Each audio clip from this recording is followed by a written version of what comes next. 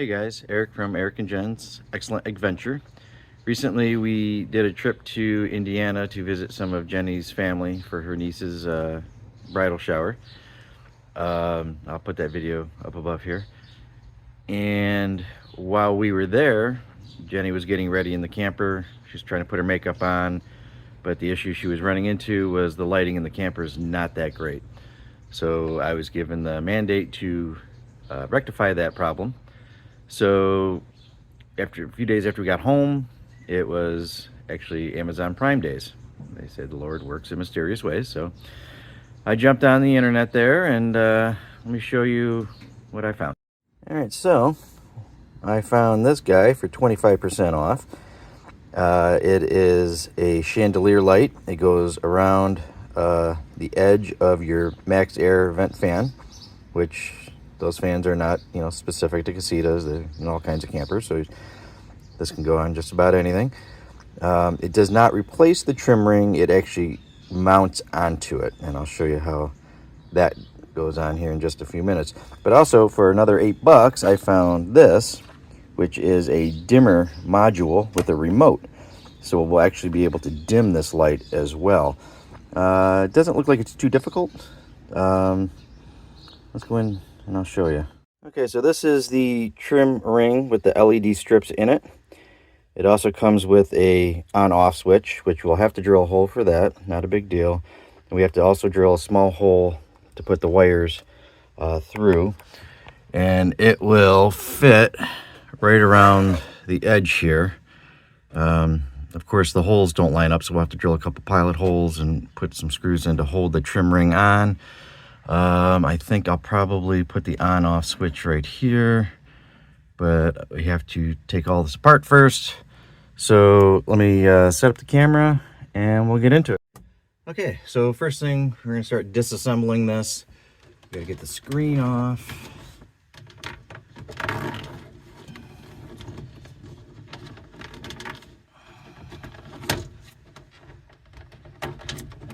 And we'll get rid of those stink bugs.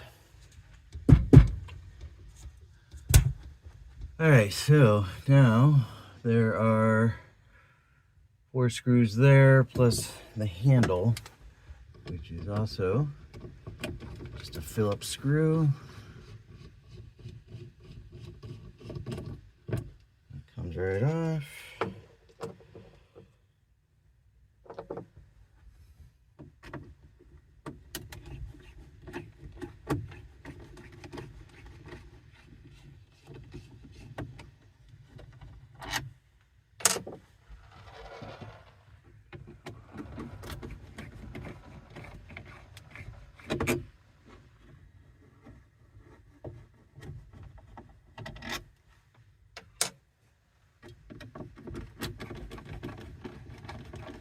By taking this off, it gives us access to all of our wiring, which is 12 volt, so you're not dealing with AC power.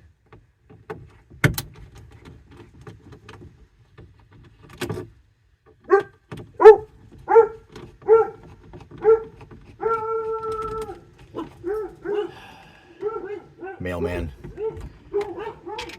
That's how my dogs greet the mailman. Okay, so I got this trim ring taken down, got the wires exposed. I'm going to disconnect the power here. This is the main power, the main 12 volts coming in. And what I want to do is check polarity. Which one's positive, see which one's negative. So, it looks like... All right, so the black wire is our positive, and I would have thought the opposite, so that's why we check. So in the instructions, it tells you when you're hooking this thing up to make sure that you have your polarity correct. Even on that the module for the dimmer switch with the remote, that also says to make sure you have the polarity correct, otherwise your camper could explode. That's not true, I just made that up. But it does say to make sure you check the polarity. So our next step is going to be drilling a hole so we can go ahead and put our on-off switch in, which I think I will probably put right here. So let me go figure out what size hole I need to do for this, and then we'll move on to the next step. Okay, so I am going to drill a 5/16 hole here, and that will fit right here, which is perfect because there's a nice open cavity up here, so I got plenty of room for that switch. So let's just kind of figure out about where center is. That looks good enough to me.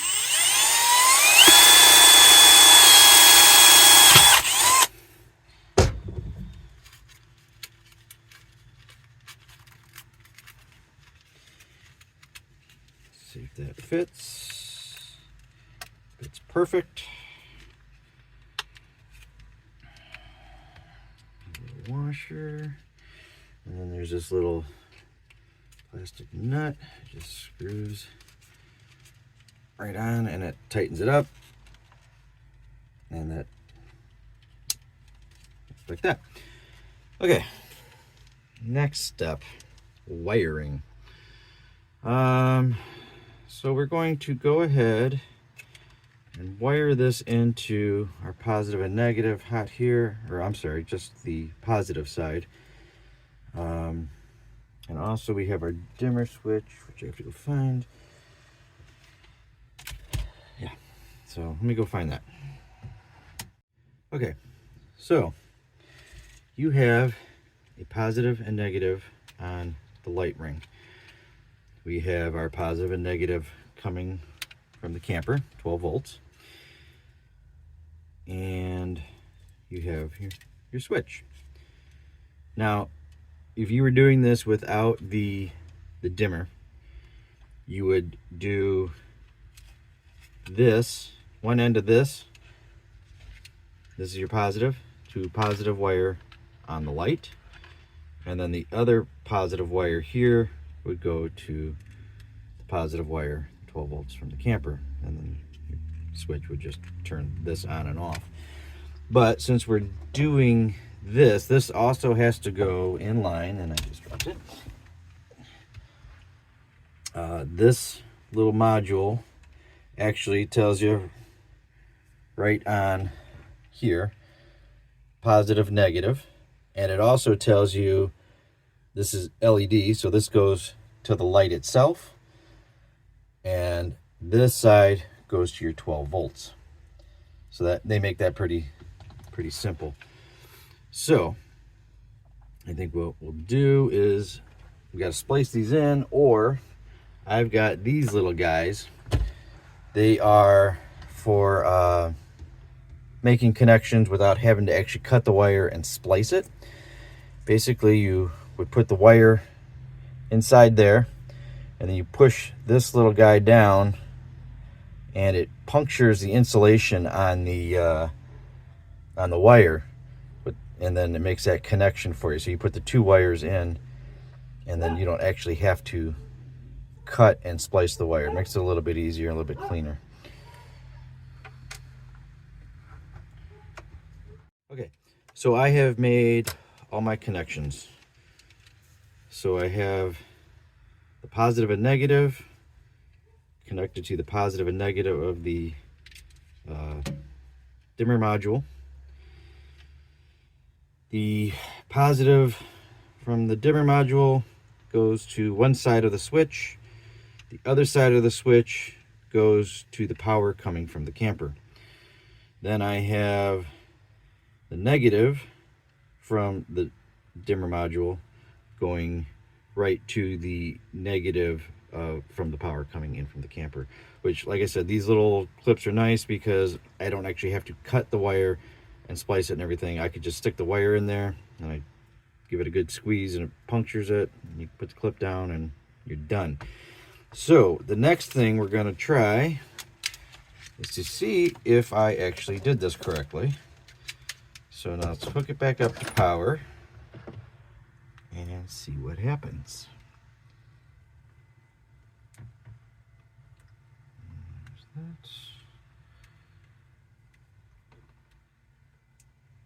Okay, so that's the fan. That's the power switch, and light comes on, and it's like looking into the sun. I don't have the battery. Oh, let me put the battery in the remote and make sure that that part. Okay, batteries are in the remote now. That helps. So let's see if this works. So we turn the power switch on. The power switch on here works on off. So currently at 25%, 50, 100. Okay, that actually works. So now the next step is to struggle with putting all this wiring back up in there underneath this. So wish me luck, and then I'll get back to you. Okay, so I have all the wires tucked back in there. I'll tell you, I never wanted to be an octopus so bad in my life. I could have used the 8 arms. That was probably the worst part of this entire project so far. Just trying to get everything tucked up in there and holding the fan shroud and all that. One little tip I'll give you that I kind of learned as I was going. I actually started by putting this one screw in, just a little bit, just enough to kind of get a couple threads in there. Tuck the wires in around this corner, then I put that screw in, same thing, just a little bit. Went to the next corner, tuck the wires in, screw, and work my way around. So that definitely helped, because then that helped keep this part held up so I could tuck all those wires in. I did have to slightly notch this corner right here, that's so that I can put these wires up in there from the LED strips. And so the next part we're going to do is to actually put this up. It has 4 holes in it, 2 on each side. I'm sorry, 8 holes. But they do not line up with these given holes that are on the shroud. So they're close, but not enough. I'm gonna have to drill a small pilot hole, and then I'll just screw up some screws in there, and that'll hold that up. So let me get that, and we'll get back with you. Okay, so what I've done here is I took some blue painter's tape and just taped the light ring up basically where I want it. And now I'm going to use my drill with a really small bit, and I'm gonna make some pilot holes here. Don't need to go real deep, just enough to get into the plastic. I certainly don't want to drill a hole all the way through my roof, and then I'll be showing you how to fix a roof.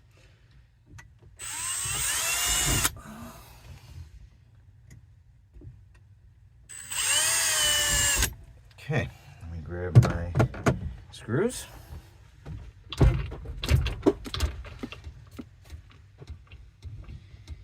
And I'm just going to screw them right in.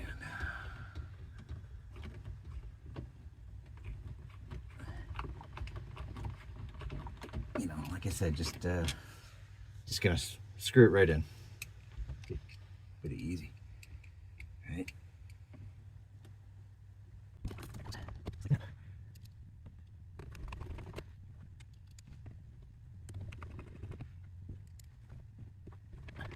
Okay, well, the light ring is up and secured now. I took the tape off, my screen and handle back on. So now I should be able to control this by either just turning on the switch, or I can turn it on and off with this remote. That part works, great. So currently we are at 25%, 50%, 100%. Ooh, it's bright. It's like looking at the sun. Honestly, not a bad project to do. It's pretty easy, less than an hour. Hardest part was trying to tuck all those wires up in there, but once I got through that, wasn't really that bad. Just about anybody could do this project. So on to the next one, which is doing some installation in the battery compartment, because we have a lithium battery and we're planning on doing winter camping again this year. So maybe I'll do a video on that. I don't know. But other than that, I think Jenny's going to be very happy with this. I hope so. Yeah. But until next time, guys, remember, keep between the mustard and the mayo. Bye. All right, quick update here. It's actually been a couple weeks now since I installed the light in the camper. We did our first trip to Guilford Lake with it. And I'll tell you what, it made an absolutely amazing difference in the camper. We probably used that light more than we used the original ones that came in the camper. It made an amazing difference. My suggestion though would be, if you are going to do this mod, get the dimmer module and the remote. It's only $8. It's easy to put in, but that light that I put in is very bright at 100%. So we pretty much kept it dimmed the entire time we used it. But Jenny said that's probably her favorite mod that we've done to the camper so far, because it made that much of a difference. So I hope this helps you. You know, if you've done this mod, you know, leave a comment down below. I'm curious to see what you thought of it, if you liked it, didn't like it. Yeah. So until next time, guys, remember, keep between the mustard and the mayo. Bye.